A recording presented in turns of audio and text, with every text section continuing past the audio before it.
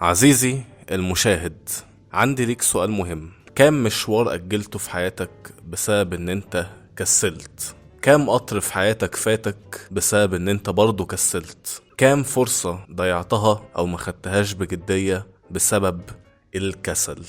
الكسل هو واحد من الخطايا السبعة المميتة، والخطايا دي بالذات هي أكتر خطية حرفيا الناس كلها بتعملها. ودي سلسلة الخطايا السبعة اللي بتكلم فيها عن أفلام بتعكس الخطايا السبعة، وفي الفيديو ده هنتكلم عن خطية الكسل.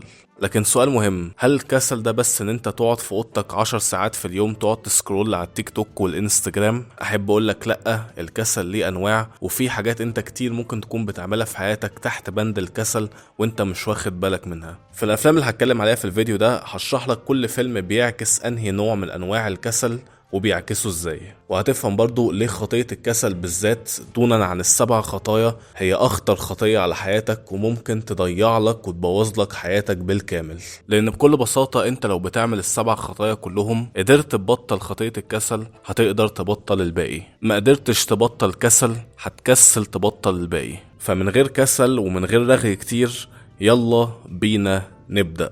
أول فيلم هنتكلم عليه وهو فيلم اوفيس سبيس، وهبدأ لك كلامنا في فيلم كوميدي خفيف ظريف قبل ما نبدأ نخش في الجد، وفي نفس الوقت فيلم غريب. هتسألني ازاي غريب؟ هقول لك ان الفيلم ده بيكافئ الكسل مش ضد الكسل. هتقولي يعني ايه؟ يعني ازاي؟ مش فاهم. هقولك بكل بساطة، الفيلم بيدور حوالين موظف اسمه بيتر، وده مبرمج شغال موظف في شركة برمجيات، وحياته عبارة عن روتين قاتل، وهو بيكره شغلانته بشكل مش طبيعي، ونفسه ان هو يسيب شغله عشان يحاول يعيش حياته، عشان شايف ان شغله ده والروتين ده بيسرق منه حياته. كل نفسه فيه ان هو ما يروحش الشغل تاني، وان هو يبقى شاب رايق ما بيعملش اي حاجة في حياته. ففي ظل الاكتئاب اللي هو عايش فيه ده، مراته بتنصحه ان هو يروح يعمل جلسة تنويم مغناطيسي عند دكتور نفساني. فبيروح للدكتور، والدكتور بيحطه في حالة تنويم مغناطيسي، وبيقول ان هو هيعد ل3 2 1 وهيطرقع صوابعه بايده، وبعدها هيفوق من التنويم المغناطيسي.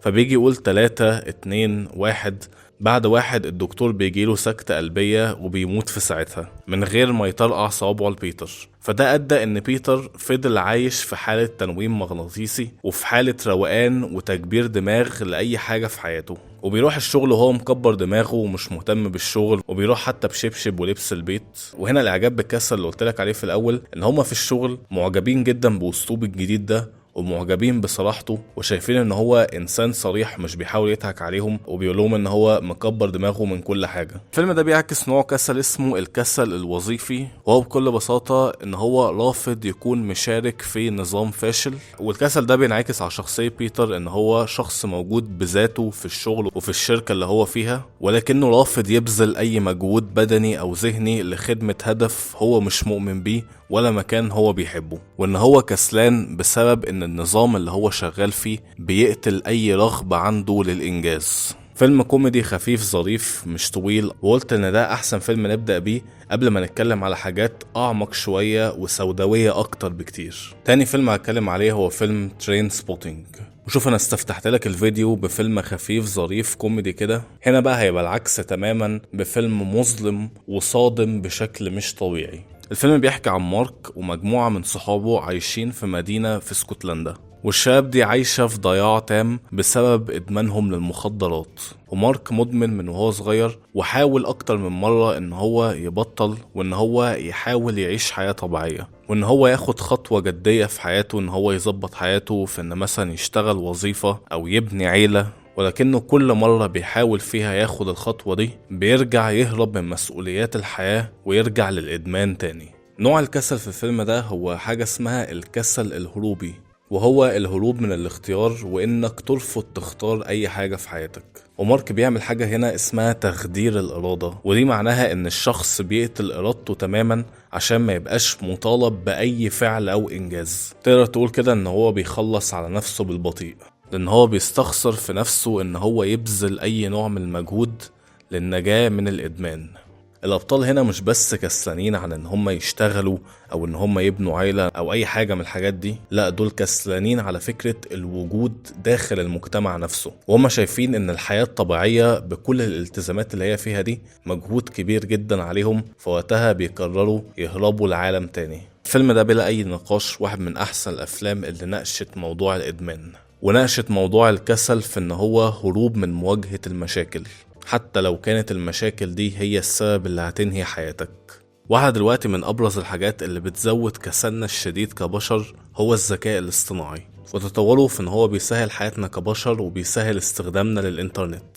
فأنا قعدت أفكر في أفلام بتعكس الموضوع ده، في إن الذكاء الاصطناعي والروبوتات بيحل محل البشر، وإن البشر ما بيعملوش حاجة تقريبا وبيعتمدوا اعتماد كامل على الروبوتات والذكاء الاصطناعي. وطبعا ما لقيتش فيلم ناقش الموضوع ده احسن من فيلم وول اي، واحد من افضل الافلام اللي عملتها شركة بيكسار.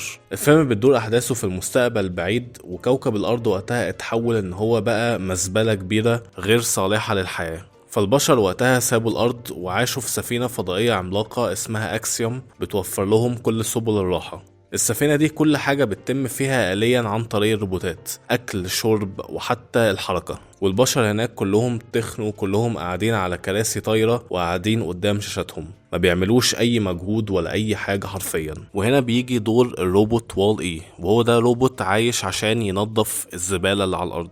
وحياته بتتغير لما يقابل الروبوت إيف وبيحبها، وإيف بتكتشف إن وول إي لقى نبتة، وبتشوف إن هي وول إي لازم يروحوا للسفينة اللي فيها البشر عشان يقولوا للبشر على حوار النبتة دي، لأنها الحاجة الوحيدة اللي ممكن تنقذ البشرية وترجع الأرض زي اللي نعرفها من تاني. طبعا أنا مش محتاج أتكلم على فيلم وول إي، يعني واحد من أفضل أفلام الأنيميشن اللي اتعملت في التاريخ بلا أي منازع، وواحد من أفضل لو ما كانش أفضل فيلم ناقش الكسل التكنولوجي، واللي هو الاعتماد على الأدوات والتكنولوجيا لدرجة إن الجسم والعقل بيحصل لهم ضمور. طبعا زي ما قلت لك أنا مش محتاج أتكلم على وول إي، طبعا كلنا شفناه بتاع 50 مرة وكلنا بنحبه، وفرصة حلوة لينا كلنا إن احنا نرجع نتفرج عليه من تاني. ولكن خلينا أقولك إن مش ده الفيلم الوحيد اللي لقيته بيناقش حوار الكسل، في إن البشر ما يبقاش ليهم دور قوي في الحياة بشكل عام. الفيلم بتكلم عليه هو فيلم The Employment، وده فيلم انيميشن قصير صامت موجود على اليوتيوب، هسيب لك اللينك بتاعه تحت في الديسكريبشن.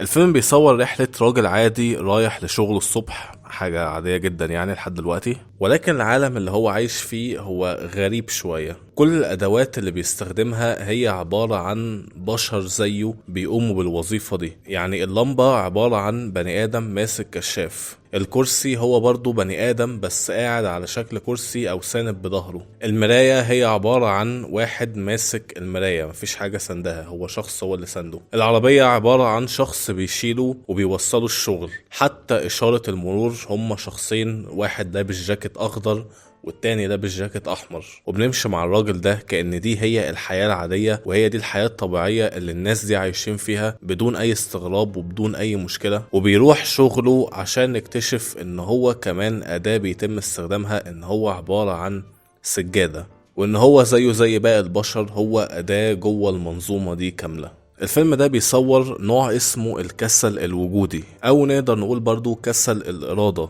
ان الانسان يقبل بالوضع القائم اللي هو فيه مهما كان مهين لمجرد انه اسهل من مجهود التغيير. والشخصية الرئيسية والناس اللي حواليه بيتحركوا بآلية تامة، مفيش اي نوع من المشاعر ولا اي رغبة. الفيلم بيصور لك بشكل غير مباشر موت الطموح، وان الانسان يقبل ان هو يبقى عبارة عن ترس في مكنة كبيرة، وان الناس فقدوا هويتهم وبقوا حرفيا عبارة عن جماد.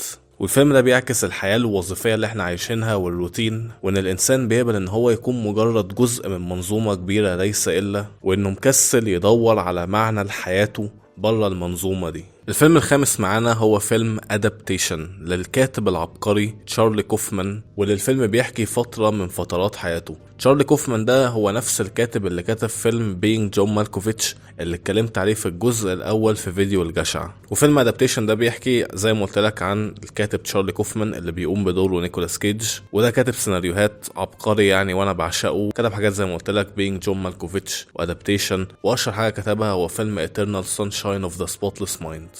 ولكن ورا كل الكتابات العبقرية دي هو في الحقيقة شخص مهزوز نفسيا، والفيلم بيصور لك ده. الفيلم ده هو محطوط في تحدي ان هو يحاول يكتب سيناريو فيلم عن الورد. ايوه الورد. وهو بيحاول يكتب السيناريو الجديد بيجيله حاجة اسمها رايترز بلوك، ودي بتيجي للكتاب لما يبقاش عارفين يكتبوا حاجة ومش عارفين يفكروا في اي حاجة، وبيقعد قدام الورقة بالساعات وما بيكتبش، وبيقعد يأجل الكتابة، وبيشغل نفسه احيانا بتفاهات، او معظم الوقت بيقعد يجلد ذاته حرفيا طول الفيلم. وفي مقابل ده هو ليه اخ توأم اسمه دونالد اللي بيقوم بدوره نيكولاس كيج برضه، واخوه ده بقى عكسه تماما، هو شخص سطحي جدا. ويقرر دونالد ان هو يكتب فيلم اكشن رخيص يعني، وبينجح في كتابته بسرعة، وبيقدم السيناريو والمنتجين بيقبلوه ان هو يعملوه فيلم، وده بيزود في احباط شارلي وكسله في ان هو يواجه مشاكله. الكسل اللي بيتناوله الفيلم ده حاجة اسمها الكسل الابداعي، ان تشارلي هنا شخص بيكسل ان هو يواجه السيناريو ويحاول ينجزه، فبيهرب للتفكير الزيادة والجلد الذات، او ان هو يهرب لخيالات والحياة مثالية يقعد يتخيلها بدل ما ينجز شغله والحاجات اللي وراه. اخر فيلم هنتكلم عليه وهو ايقونة الكسل، حرفيا اكتر شخصية كسولة ممكن تشوفها في حياتك بلا اي نقاش وبلا اي منازع. لما سيرة الكسل بتتجاب الراجل ده بيتعمل له ممر شرفي، وهنا انا طبعا بتكلم على شخصية دادود من الفيلم الايقوني، الفيلم الاسطوري، احسن فيلم كوميدي شفته في حياتي بلا اي منازع، ذا بيج ليباوسكي.